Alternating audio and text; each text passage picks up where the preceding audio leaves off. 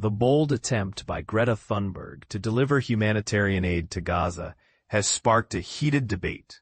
But here's where it gets complicated. Experts warn the aid might never even reach Gaza's shores. Despite the passionate efforts behind the so-called global Samud Flotilla, which departed from Barcelona carrying food, water, and medicine, a maritime law expert has explained why the operation faces seemingly insurmountable obstacles.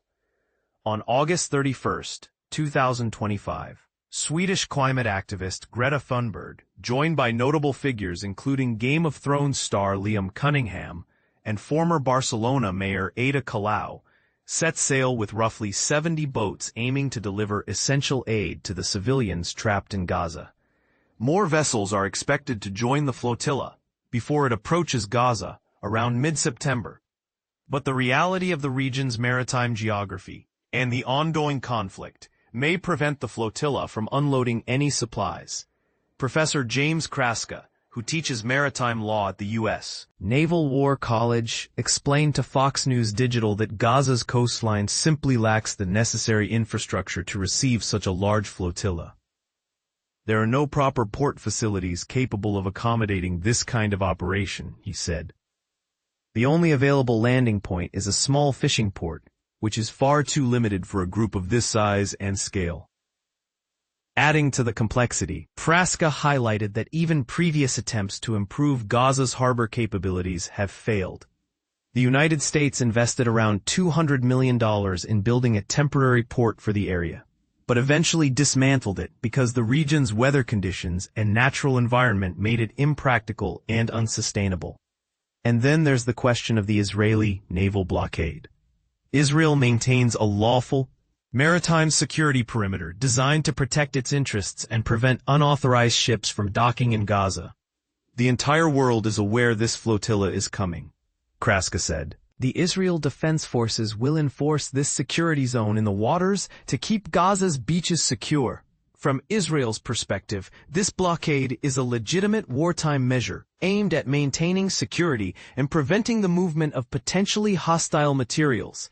The blockade is conducted under strict legal frameworks that require transparency, impartiality, and effectiveness, according to maritime conflict law. But this is precisely the point that stirs controversy.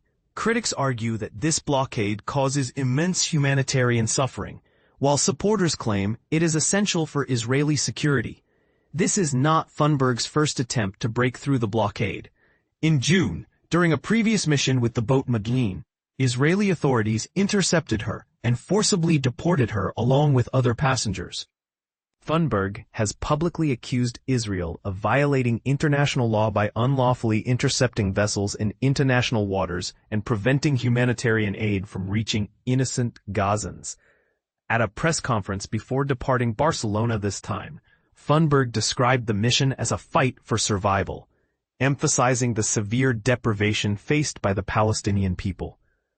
Her framing highlights a stark humanitarian crisis that many feel demands urgent global attention. But the legal and political challenge remains daunting. Professor Kraska reminded that while Israel has the right under international law to impose and defend a blockade during armed conflict, the situation is far from black and white. International law, political realities, and tactical military considerations all play intertwined roles, he observed. There isn't a single narrative. It's a complex interplay of legal authority, political stance, and ground realities. This raises a provocative question. Should international activists like Thunberg push forward with such flotillas despite the legal and security barriers? Or do these actions risk escalating tensions and impeding diplomatic solutions? And what about the civilians caught in the middle? How can humanitarian aid reach them effectively if access by sea is so tightly controlled? These are difficult questions without easy answers, and they invite strong opinions from all sides.